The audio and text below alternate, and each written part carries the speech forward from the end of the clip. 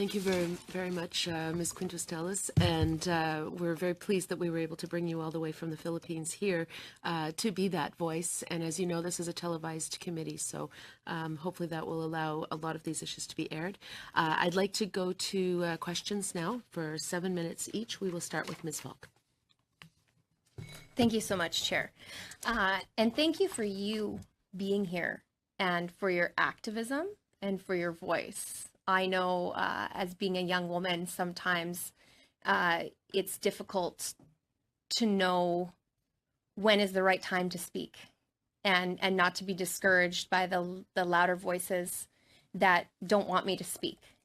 So I want to thank you for your courage and for coming here. I had a question.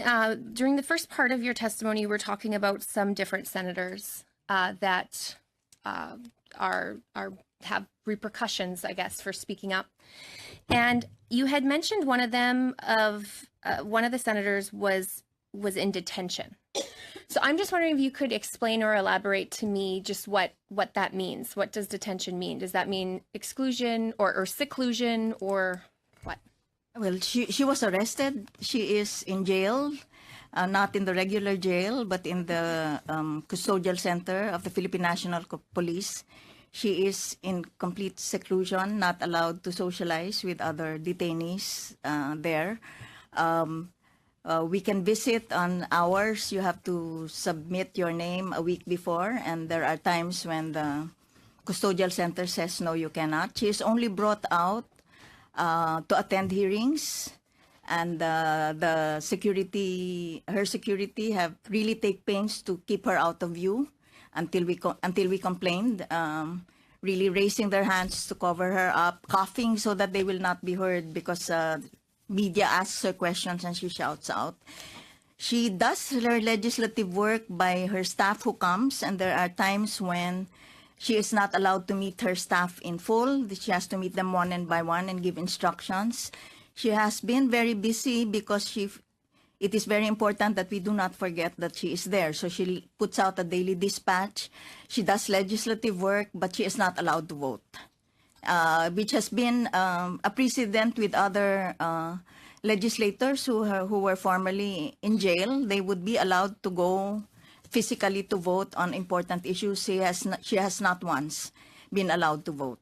So she was arrested in February 2017, which means she served 7 months outside of custody. Since then, she has been and continues to be in jail. Okay.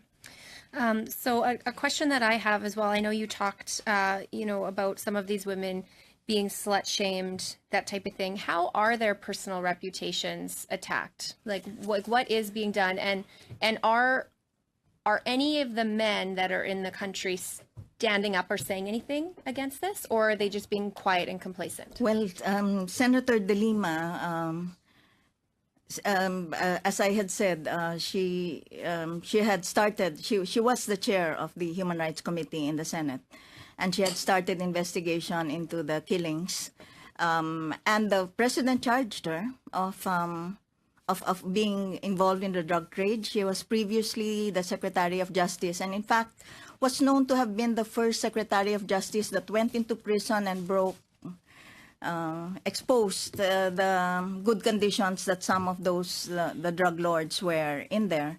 But the president said no. She was had been in jail, and had the House committee, the House of Representatives, where he has so-called supermajority, to do an investigation. And before that investigation happened, she said that there is a sex video of Senator De Lima having sex with her former bodyguard and security. It turns out that the senator had a discreet relationship with her security person. She is she's married. She was married, annulled. So it was completely something that was just their business. During the investigation, the slut shaming by congresspersons was terrible. They called the former security of Senator De Lima and asked him questions about did they enjoy sex, what was the level of enjoyment, etc. It was completely unreserved, and then they were all giggling and laughing. They threatened to show the sex video. That was where one of the maybe most imaginative actions of the women's movement came in. We put out a meme on social media saying, "I would like to testify in Congress. I am the woman in the sex video." And something that had started with only 50 women in a matter of 20 hours reached millions of reposts. Of course, the video was not shown because in truth it was not. It was a fake video from a pornographic.